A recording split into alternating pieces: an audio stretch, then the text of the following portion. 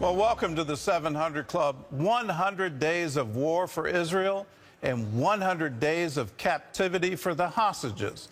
Yesterday, Israelis marked a grim milestone since the October 7th massacre by Hamas. Here in the United States, the White House is saying that now is the right time for Israel to begin downgrading the fighting in Gaza.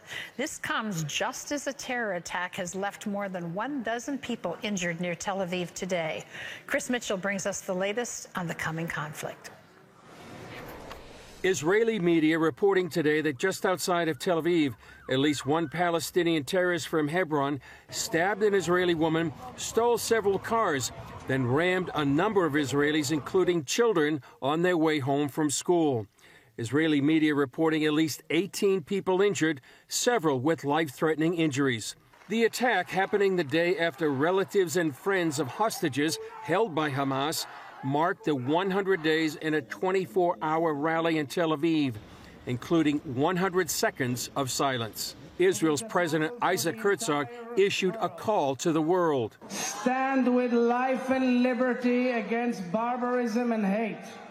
Stand with freedom and democracy. Stand with our hostages and help bring them back home.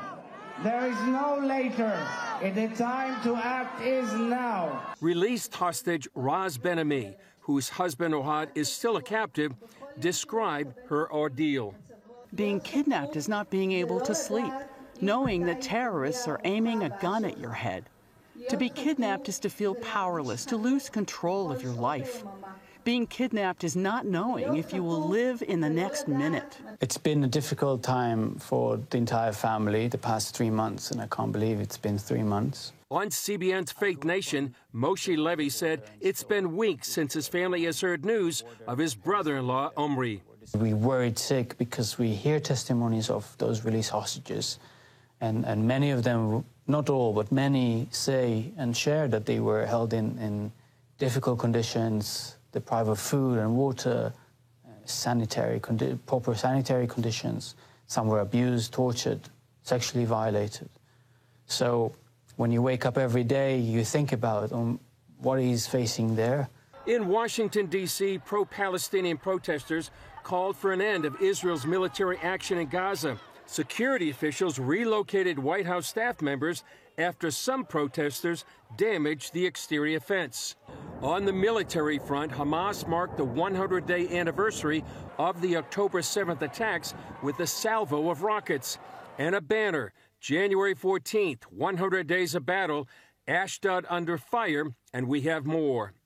In the Red Sea, the Houthis launched a missile at a U.S. warship. The first attack since the U.S. and U.K. launched 2 airstrikes against the Iranian-backed group.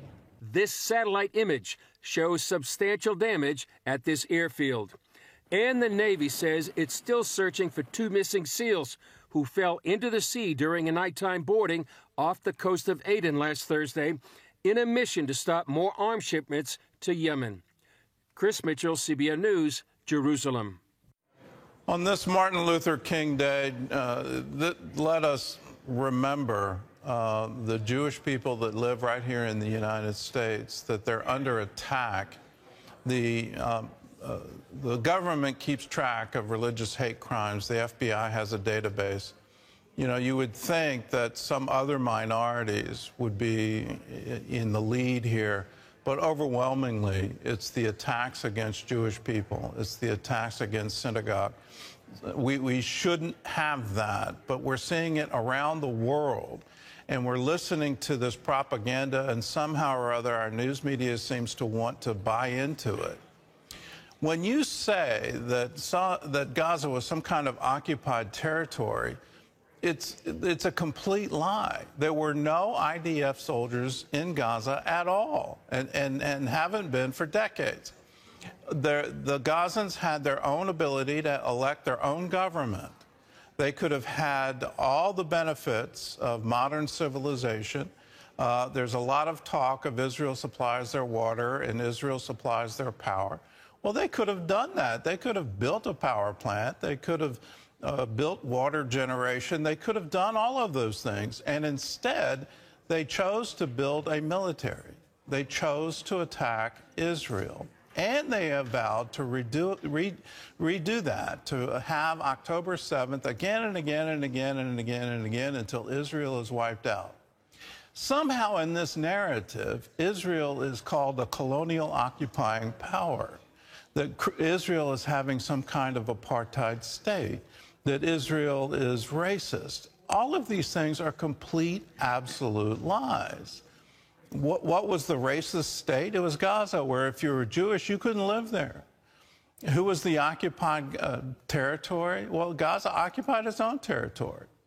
We can't allow this anymore. This should not happen. And the United States government shouldn't call for Israel to somehow stand down and lighten up. This should not be. These hostages need to be freed. Hamas needs to stop firing rockets at Israel.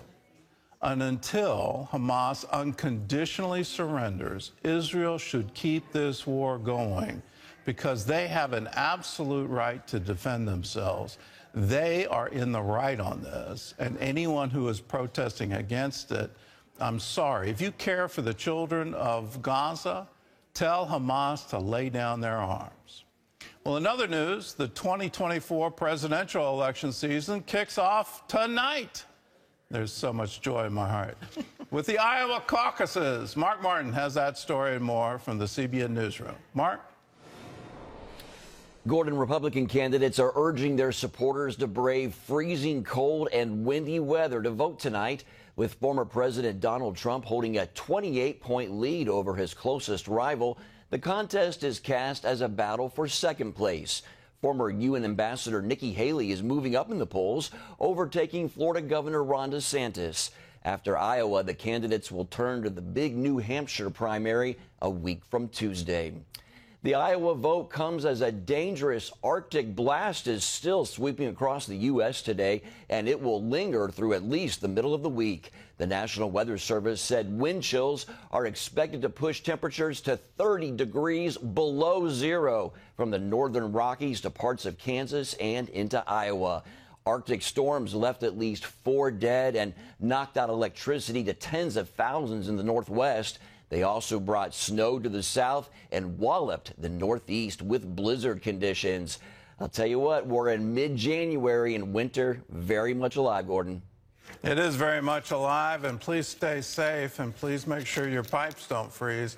The freezing conditions are throughout the nation at this point, and it's absolutely incredible to see.